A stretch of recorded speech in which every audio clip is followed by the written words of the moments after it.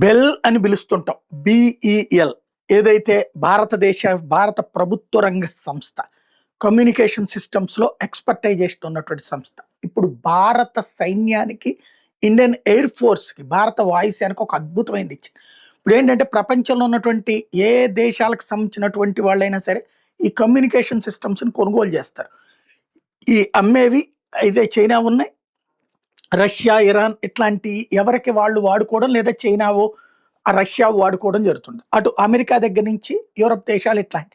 మనలాంటి దేశాలకైనా ఇట్లాంటివే. అయితే ఇప్పుడు ఎదురవుతున్నటువంటిది ఏంటంటే, ఇదివరకు అది ఇచ్చేస్తే మనకి మనం కమ్యూనికేట్ చేసుకోవడం. కానీ ఇప్పుడు జరుగుతున్న తంతు వేరు. మనకి మనం కాకుండా దాన్ని మిస్‌యూజ్ చేస్తున్నారు. వాళ్ళు వినియోగించుకుని మన శత్రువులకి ఇచ్చేటటువంటి పరిస్థితిలో ఉన్నారు.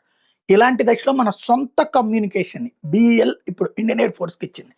అంటే మన ఫ్రీక్వెన్సీ మనకి సంబంధించినటువంటిదే ఉంటుంది. ఇక ఎవ్వడికి సంబంధం లేనటువంటిది.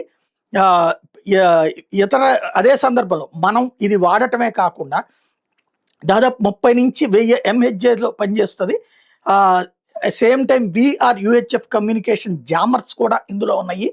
ఎదుటి వాళ్ళకి సంబంధించిన వాటిని ఇంటర్సెప్ట్ చేస్తాయి. అంటే వాళ్ళు మాట్లాడుకునేదాన్ని మనం ఆపచ్చు. మనం దాన్ని వాడొచ్చనమాట. వాళ్ళది క్లోజ్ చేసేయొచ్చు. ఎనిమీ రేడియోస్‌ని కంప్లీట్ సైలెంట్ చేసేయొచ్చు.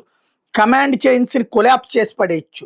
అదే సందర్భంలో వాళ్ళ కోఆర్డినేషన్‌ని దెబ్బతీయొచ్చు. అట్లాంటి ఒక అద్భుతమైనటువంటి టెక్నాలజీని మన బీఈఎల్ వాళ్ళు తయారు చేసి ఇండియన్ ఎయిర్ ఫోర్స్‌కి అప్పజెప్పడం అన్నటువంటిది కీలకమైనటువంటిది. ఎస్పెషల్లీ ఏదైతే designed counter network centric air forces దాంట్లో F-16లు, JF-17లు, J-100లు ఇట్లాంటి ప్లాట్‌ఫామ్స్‌కి సంబంధించినటువంటి ఫ్రీక్వెన్సీల విషయంలో కూడా బాగా పనిచేస్తుంది అన్నటువంటిది బీఈఎల్ చెప్తున్నటువంటి మాట. ఇది భారతదేశ రక్షణ రంగానికి కీలకమైనటువంటి కమ్యూనికేషన్ స్టెప్ అన్నమాట.